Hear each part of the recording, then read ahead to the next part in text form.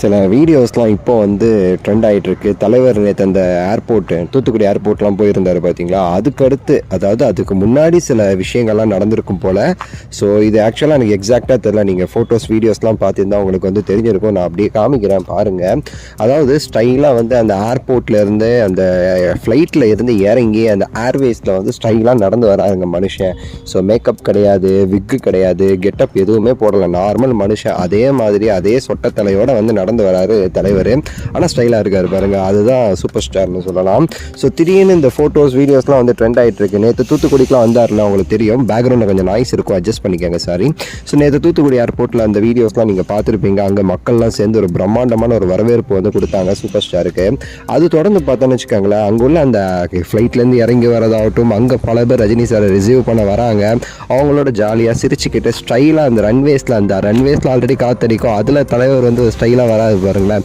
So அது இன்னுமே பார்க்குறதுக்கு வந்து என்னையா அதை மேன் ஆஃப் ஸ்டைலுன்னு சொல்லிட்டு சும்மாவா சொல்கிறாங்க அவரை? உண்மையாகவே அந்த ஸ்டைலு அப்படி இந்த ஸ்டைலோட பிறந்தவர் அப்படிங்கிற மாதிரியே நமக்கு வந்து இருக்குது. அந்த ஃபோட்டோஸ்லாம் பார்க்கும்போது அவ்வளோ சூப்பராக இருந்துச்சு சொல்லலாம்.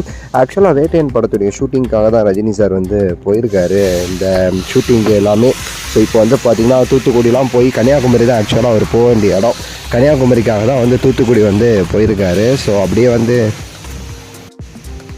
வந்து கன்னியாகுமரி வந்து ரீச் பண்ணியிருப்பார். இந்நேரம் வந்து ஷூட்டிங் ஸ்பாட்டில் வந்து இருப்பார் தலைவர். ஸோ அதில் முன்னாடி நடந்த சில விஷயங்கள்லாம் இப்போ வந்து வெளியாகி வைரல் ஆகிக்கிட்டு இருக்குது இன்டர்நெட்டில். ஸோ உண்மையாகவே சொல்ல போகிறேன்னு வச்சுக்கோங்களேன், தலைவர் ஏர்போர்ட் வீடியோஸ்க்குனே தனியாக ஒரு சில ஃபேன்ஸ்லாம் இருக்காங்க.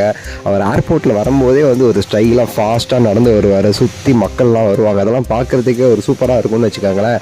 ஸோ அந்த மாஸ் அதெல்லாம் நமக்கு அப்படியே தெரியும், எவ்வளோ மாஸாக இருக்கார், ஐயோ எப்படி அந்த க்ரௌடை பாரியா, சூப்பர் ஸ்டாரியா அப்படின்னு சொல்லிட்டு நமக்கே சொல்ல தோணும் அவர் நடந்து வரும்போது. ஸோ அதுக்காகவே ஏர்போர்ட் வீடியோஸ்க்குன்னு தனியாக ஃபேன்ஸ்லாம் இருக்காங்க, ரஜினி சார் ஃபேன்ஸ். ஏர்போர்ட்டில் ரஜினி சார் வரான்னா அந்த வீடியோ பார்க்குறதுக்குன்னே இருக்காங்க. ஸோ நம்ம சேனல்லே பல லட்சம் போயிருக்கா சில வீடியோஸ்லாம், அவ்வளோ ஃபேன்ஸ் இருக்காங்க. அதே மாதிரி தான் இந்த ஃபோட்டோஸ் வீடியோஸை பார்க்கும்போது நமக்கு வந்து தோணுச்சு. உங்களுடைய கருத்தை சொல்லுங்கள், லைக் பண்ணுங்கள், ஷேர் பண்ணுங்கள், சப்ஸ்கிரைப் பண்ணுங்கள். அடுத்த வீடியோவில் சந்திக்கின்றேன். நன்றி, வணக்கம், மகிழ்ச்சி.